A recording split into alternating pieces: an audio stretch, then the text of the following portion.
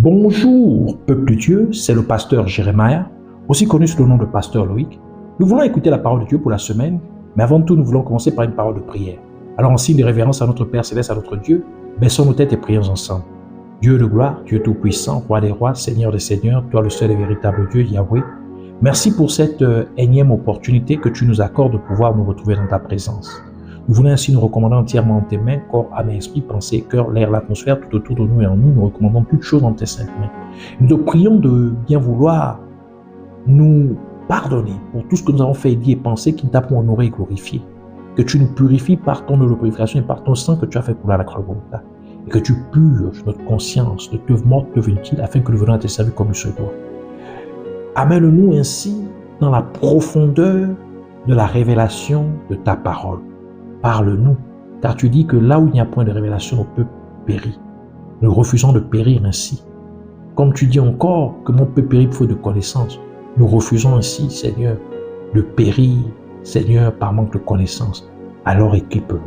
C'est pourquoi nous venons à tes pieds. Comme Marie était à tes pieds, oui, elle a choisi la bonne portion, celle de t'écouter, d'écouter ta parole. Et ainsi, enseigne-nous au nom de Jésus-Christ. Va au-delà de tout ce que nous avons pu préparer au nom de Jésus.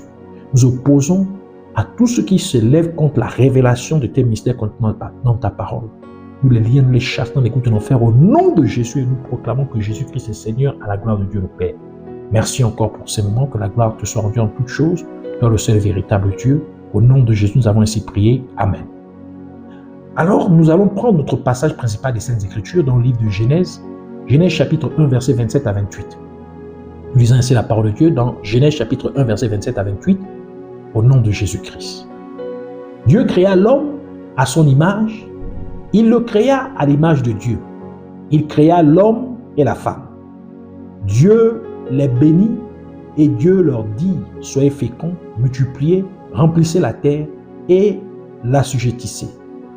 Et dominez sur les poissons de la mer et sur les oiseaux du ciel et sur tout animal qui se meut sur la terre. Que le Seigneur bénisse sa parole, qu'elle vienne pleine de grâce, de révélation, de profondeur, de vie et de bénédiction, de faveur, de puissance au nom de Jésus. Amen. Nous continuons dans notre série d'enseignements sur Jésus-Christ dans la famille ou Jésus-Christ dans votre famille. Et pour cette semaine en particulier, le Seigneur voudrait nous parler de Jésus-Christ, le Fils de l'homme.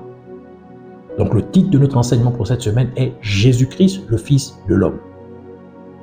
Notre passage principal des Saintes Écritures nous apprend que Dieu a créé l'être humain à son image et à sa ressemblance. Le mot image en hébreu est tselem et en grec écho, ce qui signifie représentation ou forme.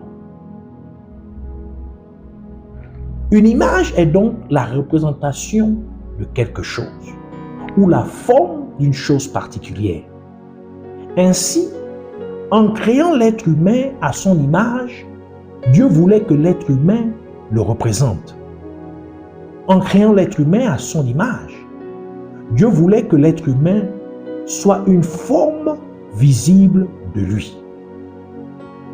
Cela implique qu'en étant appelé Fils de l'homme, Jésus-Christ a voulu hériter de la capacité d'être l'image de Dieu, le Père, sur terre. En étant appelé Fils de l'homme, Jésus-Christ a reçu la capacité d'être la représentation de Dieu, le Père, sur terre. Et c'est pourquoi Jésus-Christ a pu dire à Philippe, quiconque l'a vu, a vu Dieu, le Père. Tel que le dit l'évangile de Jean, Jean chapitre 14, verset 9 qui dit, Jésus lui dit, il y a si longtemps que je suis avec vous, et tu ne m'as pas connu, Philippe. Celui qui m'a vu a vu le Père. Comment dis-tu, montre-nous le Père? Et encore, en étant appelé Fils de l'homme, Jésus-Christ a hérité de la capacité d'être la forme visible de Dieu le Père. D'où la parole de Dieu déclare ce qui suit à propos de Jésus-Christ dans Colossiens chapitre 1 verset 15 qui dit « Il est l'image de Dieu invisible, du Dieu invisible, le premier-né de toute la création.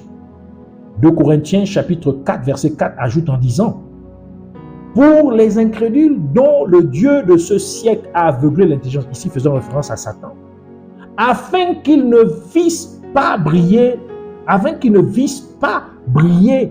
la splendeur de l'évangile de la gloire de Christ, qui est l'image de Dieu. Donc Jésus-Christ est l'image du véritable Dieu. Ainsi, parce que l'être humain est l'image et la ressemblance de Dieu, Dieu a donc interdit à l'être humain de faire une image taillée ou une ressemblance de quoi que ce soit et de l'adorer. Et Dieu a fait de cette interdiction le tout premier des 10 commandements. Exode chapitre 20, verset 3 à 5 qui dit: tu n'auras pas d'autre Dieu devant ma face. Tu ne te feras point d'image taillée, ni de ressemblance, ni de représentation quelconque des choses qui sont en haut dans les cieux, qui sont en bas sur la terre et qui sont dans les eaux plus bas que la terre.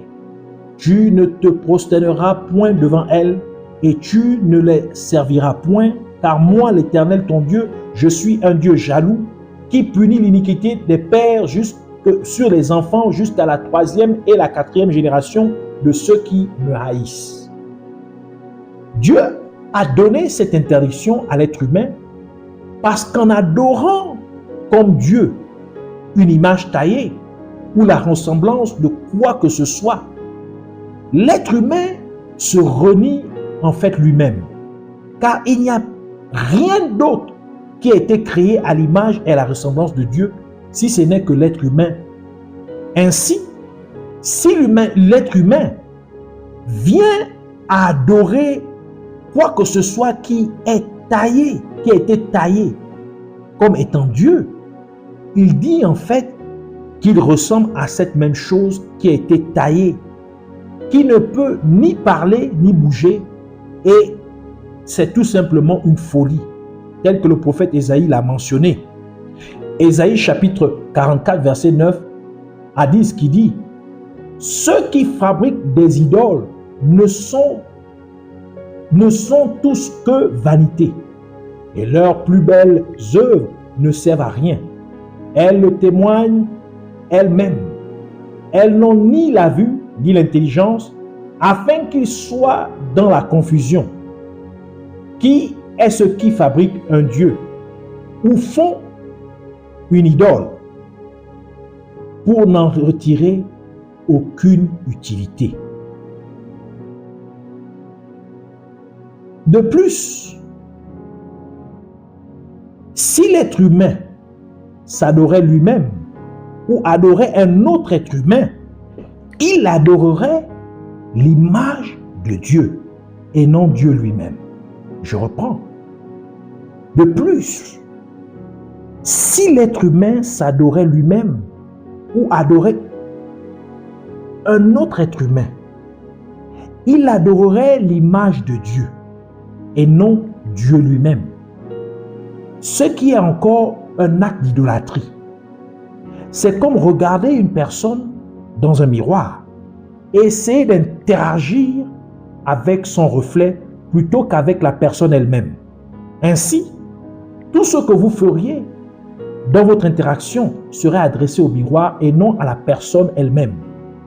Et cette dernière finirait par être offensée de constater que, bien qu'elle soit présente et que vous aviez la possibilité d'interagir directement avec elle, vous choisissez néanmoins d'interagir avec son reflet.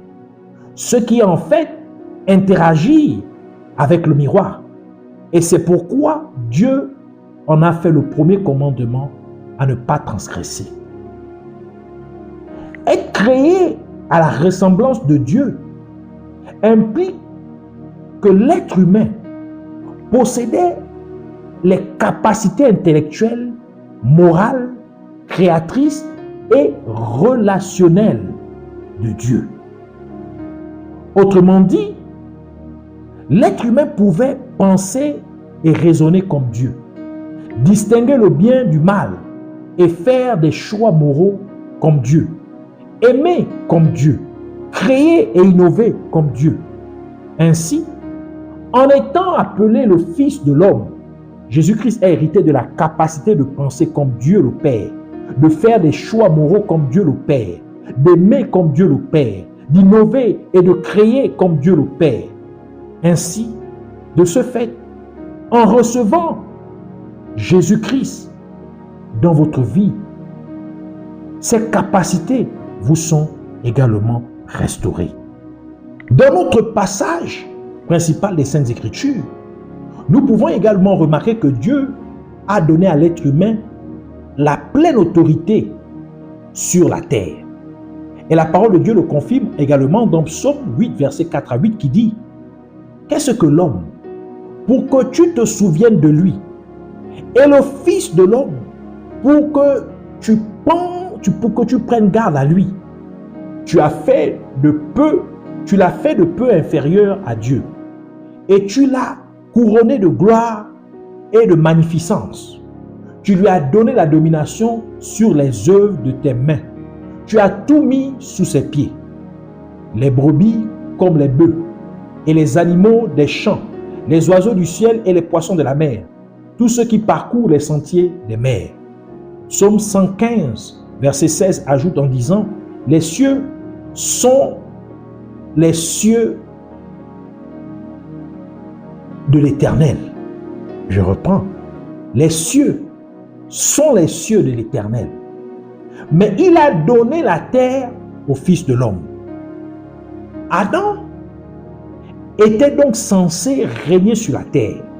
Il était censé en avoir le plein leadership.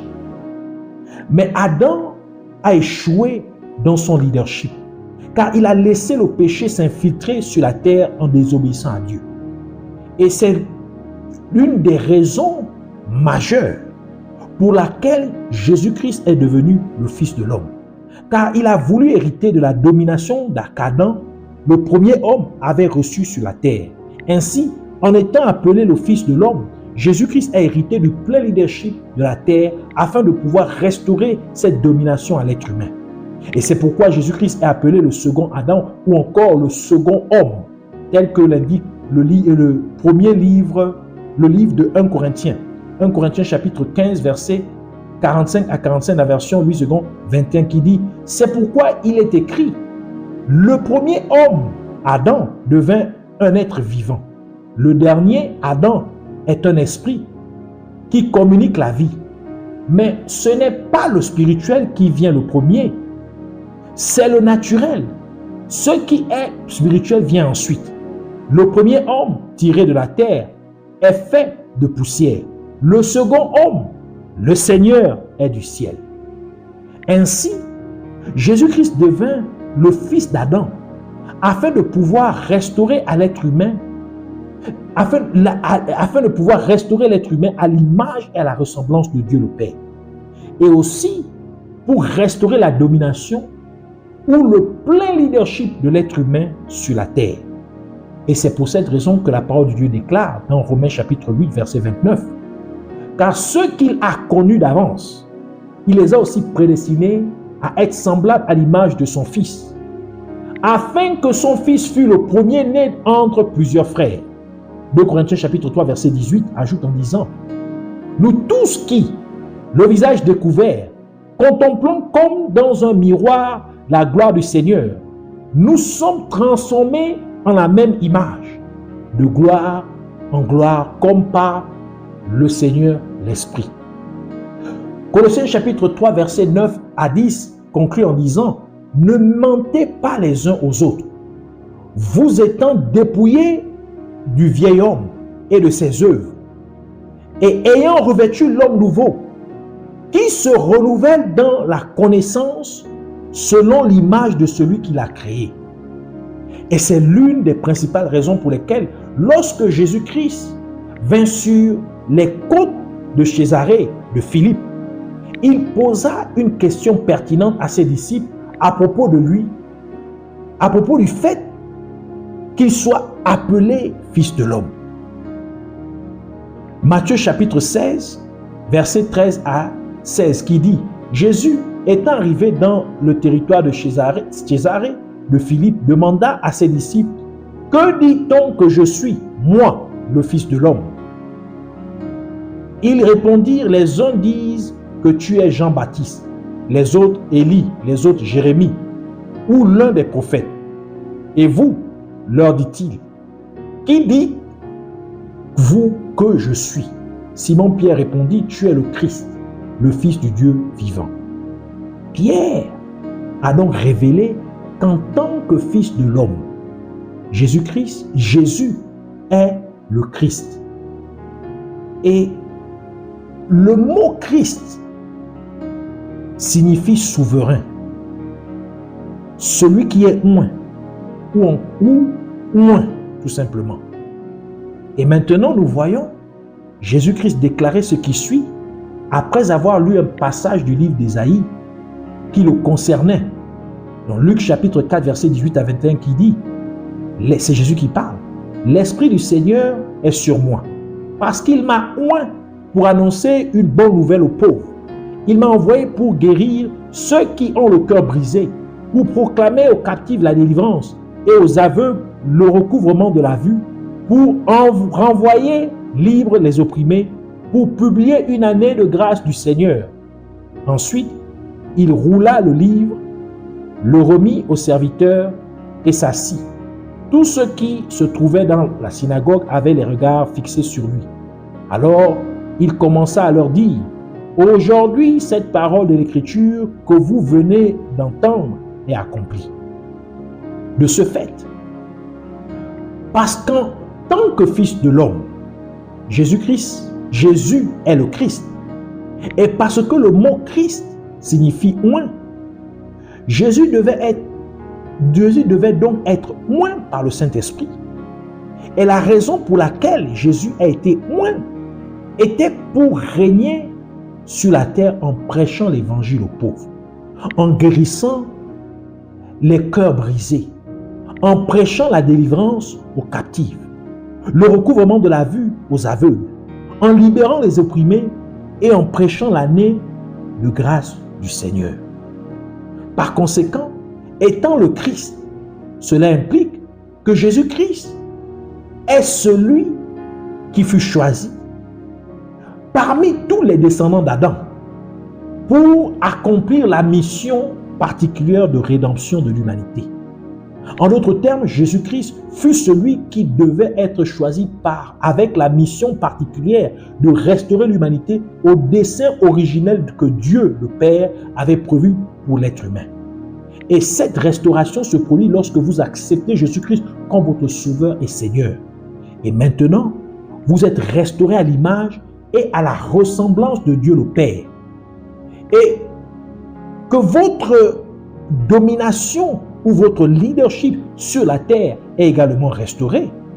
Jésus-Christ vous demande d'exercer votre domination sur la terre en faisant de vous son ambassadeur, tel que le déclare le livre de 2 Corinthiens chapitre 5 verset 20 qui dit « Nous sommes donc les ambassadeurs pour Christ.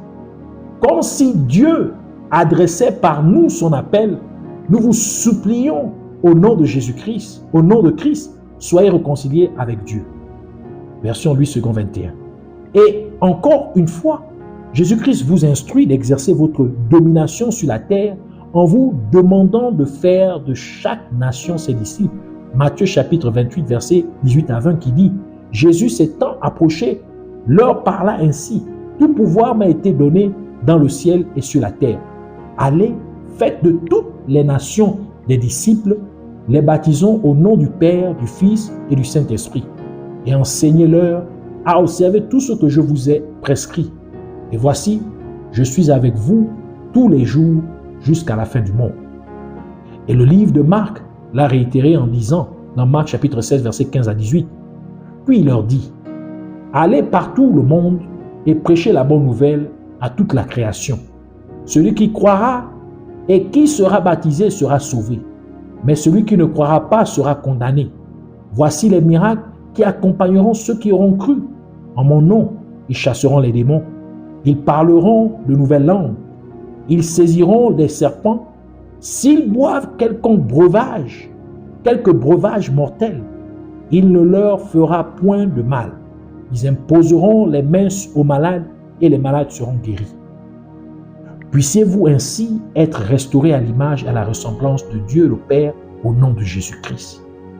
Puissiez-vous représenter Dieu dans tout ce que vous dites et faites au nom de Jésus-Christ. Puissiez-vous être l'expression visible de Dieu au nom de Jésus-Christ. Que votre autorité sur la terre soit restaurée au nom de Jésus-Christ. Puissiez-vous régner sur la terre au nom de Jésus-Christ.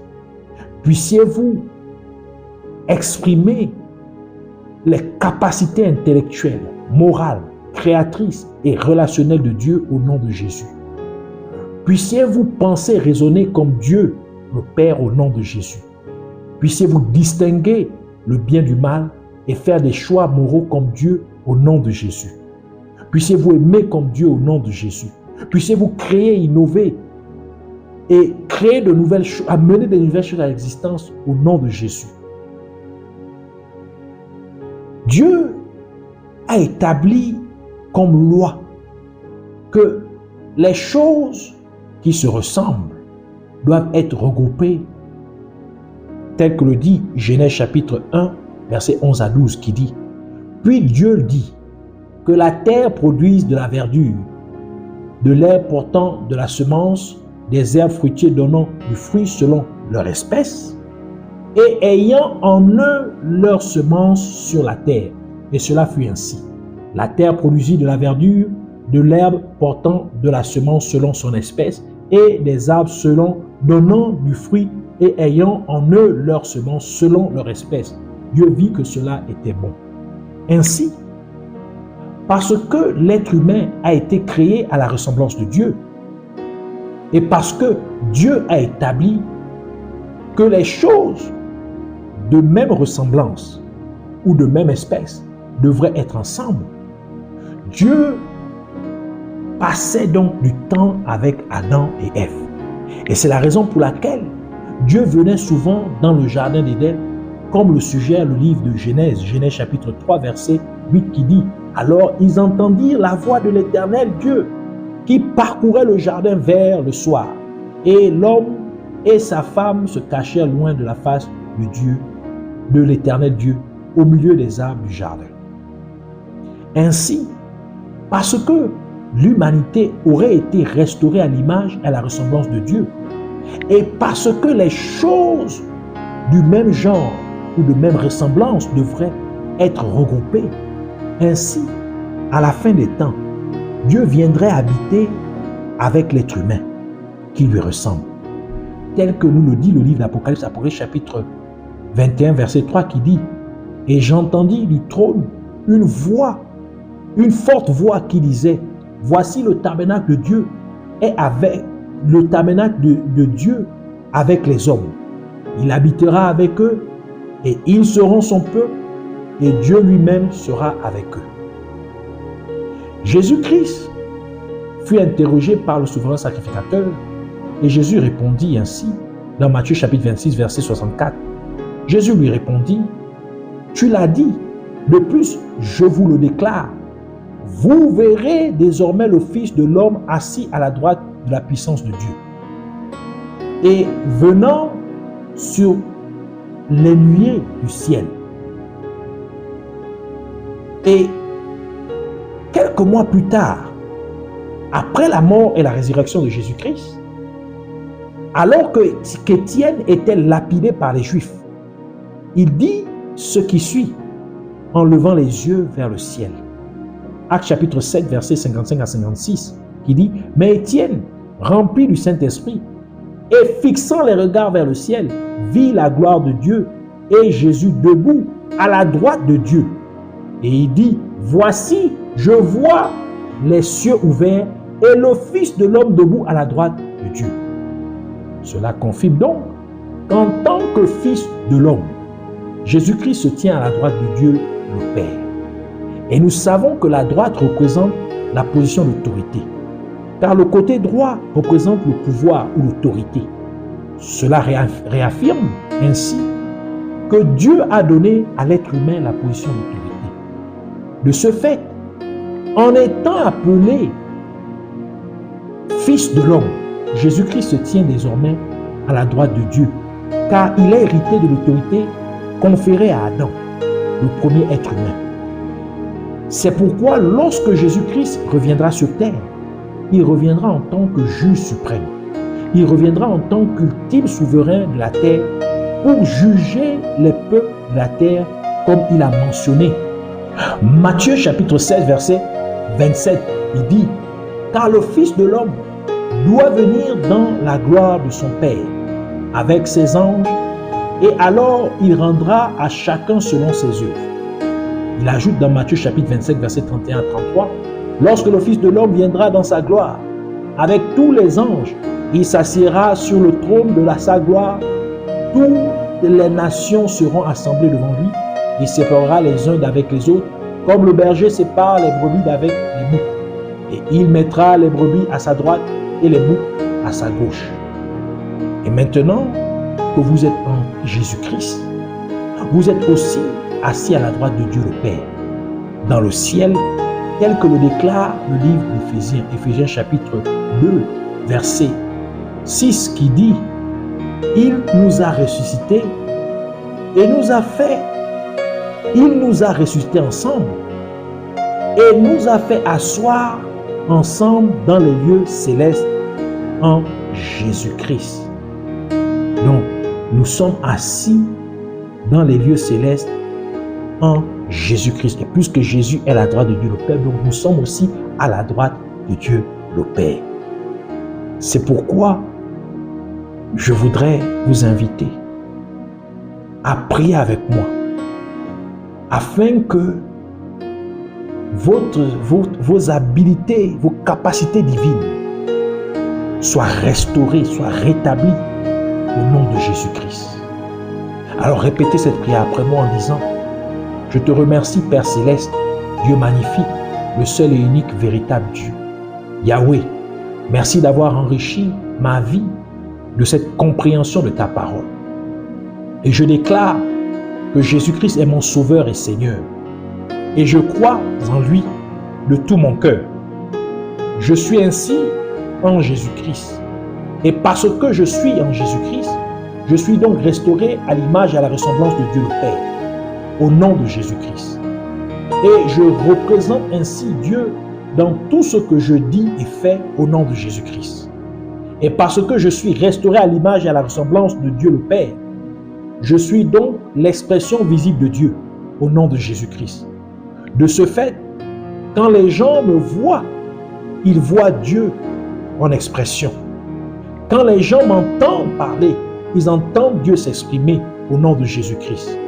Et parce que je suis en Jésus-Christ, mon autorité sur la terre est ainsi restaurée au nom de Jésus.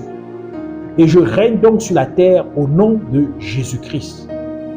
Et j'exprime les capacités intellectuelles, morales, créatrices et relationnelles de Dieu au nom de Jésus.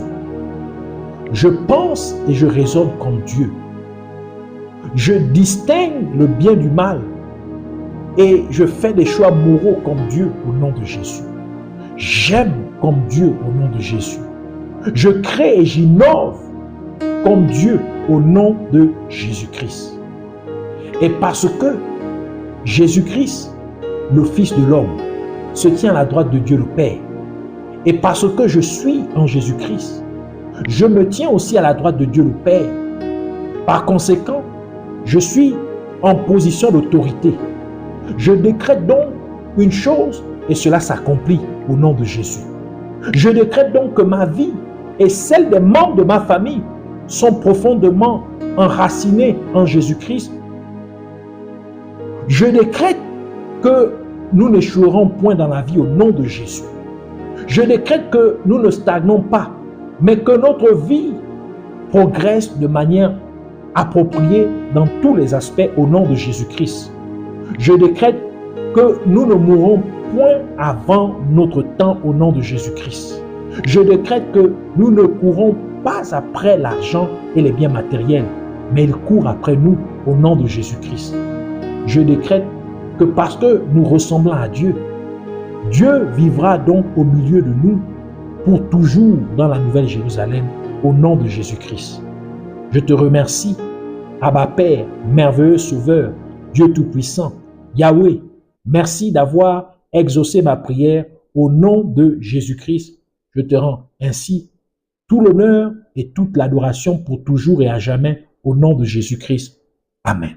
Avant que vous ne partez, puissiez-vous partager cet enseignement à tous vos contacts au nom de Jésus-Christ et souscrivez-vous sur notre chaîne YouTube si vous ne l'avez pas encore fait au nom de Jésus. Et alors que vous jouez le rôle d'un évangéliste en partageant cet enseignement à tous vos contacts, afin qu'ils soient bénis, afin qu'ils soient sauvés, que Dieu vous récompense, car la parole de Dieu déclare que l'ouvrier mérite son salaire, alors que vous puissiez ainsi mériter vos salaires en jouant ce rôle d'évangéliste, en distribuant cet enseignement à tous vos contacts au nom de Jésus-Christ. Amen.